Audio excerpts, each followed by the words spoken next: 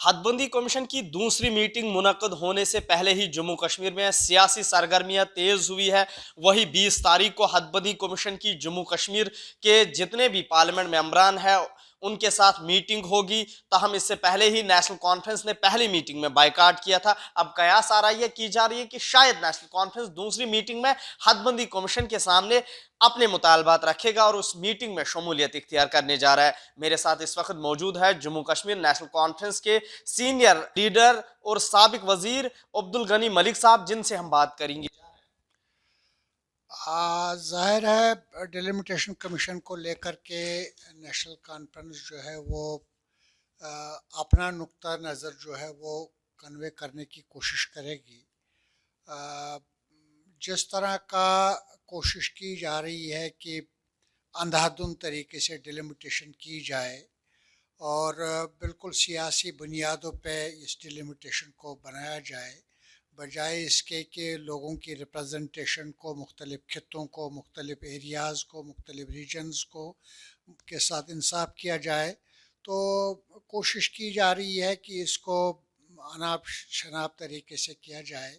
इसको रोकने के लिए नेशनल कॉन्फ्रेंस अपना एक जो उसूली मौक़िफ़ है वो ज़रूर रखेगी और कोशिश करेगी कि कहीं किसी खिते के साथ नाइंसाफ़ी न हो और किसी इलाके के साथ। क्या उम्मीदें हैं आपको डिलिमिटेशन कमीशन पे? पहली मीटिंग में तो आप लोगों ने शमूलियत इख्तियार नहीं की, किस चीज़ पे आप बहस करना चाहेंगे उनके साथ? जिस तरह की अफवाहें जो हैं वो सरगर्म हैं कि ये कुछ खित्तों को जानबूझ के नज़रअंदाज करने की कोशिश करेंगे, कुछ खित्तों को जो है वो एक तंग नज़री के बुनियाद पे कोशिश करेंगे अपनी सियासी मकासद को पूरा करने के लिए। नेशनल कॉन्फ्रेंस हमेशा सारे खित्तों के साथ, सारे इलाकों के साथ, सारे रीजन्स के साथ इंसाफ की हामी रही है और उसी को लेकर के नेशनल कॉन्फ्रेंस अपना नुक्ता नज़र रखेगी। जिस तरह से नेशनल कॉन्फ्रेंस के पार्लियामेंट मेंबरान है, लेकिन पार्लियामेंट में वो शायद इस चीज़ पे बात नहीं कर रहे कि डिलिमिटेशन कमीशन किस तरह काम करना चाहिए, डिलिमिटेशन कमीशन को जम्मू कश्मीर में, और आपके जितने भी तहफ़्फ़ुज़ात हैं वो पार्लियामेंट के सामने आप रखने में शायद नाकाम हो।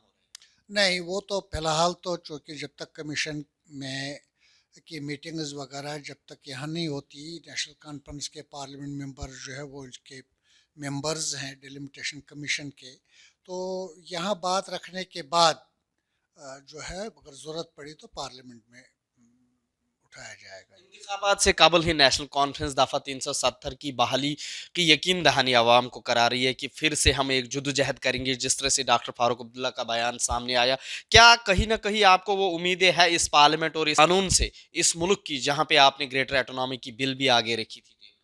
हम एक चीज़ तो तहिया कर चुके हैं कि हम जदोजहद करेंगे, चूँकि दफ़ा 370 और 35A के बगैर जम्मू कश्मीर का तस्वुर करना ही नामुमकिन है। जिन मज़बूत बुनियादों पे जम्मू कश्मीर को कायम किया गया था, उसकी मज़बूत बुनियादें दफ़ा 370 था, 35A था, इसका ख़ुसूसी तशख़्ख़ुस था, ये एक तारीख़ है।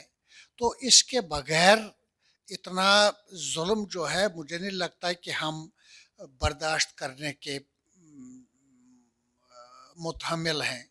हमें जदोजहद करनी होगी और इसकी वापसी के लिए पूरी कोशिश और पूरी कुर्बानी देनी होगी। सियासी जमातों का मानना है कि ये दफन हो चुका है दफा 370 और 35 से। जिस तरह से नेशनल कॉन्फ्रेंस रायशुमारी की बात करता था और ग्रेटर एटोनॉमी की, लेकिन लोगों को सिर्फ इन्होंने झूठे वादे किए, कुछ नहीं हुआ, ये अपनी पार्टी का कहना लगातार कह रहे देखिए ये कुछ जमातें जो है अपने खसूसी एक एक हकीर सियासी मकासद के लिए ये चीज़ें कहते हैं कि ये नामुमकिन है, ये दफन हो चुका है। कोई ये बहुत इम्पोर्टेंट इशू है और ये इसको दफन करना आसान काम नहीं है जितना लोग सोचते हैं। हाँ, नेशनल कॉन्फ्रेंस ने हमेशा जदोजहद की हुई है, मुखलिसाना तौर पे कोशिशें की हुई है। मौका परस्त और मुफाद परस्त सियासी अनासर तो मौजूद रहे हैं जिन्होंने वक्तन फ़वक्तन जम्मू कश्मीर को नुकसान पहुंचाने की कोशिश की है, लेकिन नेशनल कॉन्फ्रेंस वादा बंद है इस जदोजहद को आगे लेकर के चलने की। بہت بہت شکریہ. یہ تھے ہمارے ساتھ نیشنل کانفرنس کے سینئر لیڈر سابق وزیر عبدالغنی ملک. ای ٹی بھارت اردو کے لیے جموں سے میں محمد اشرف.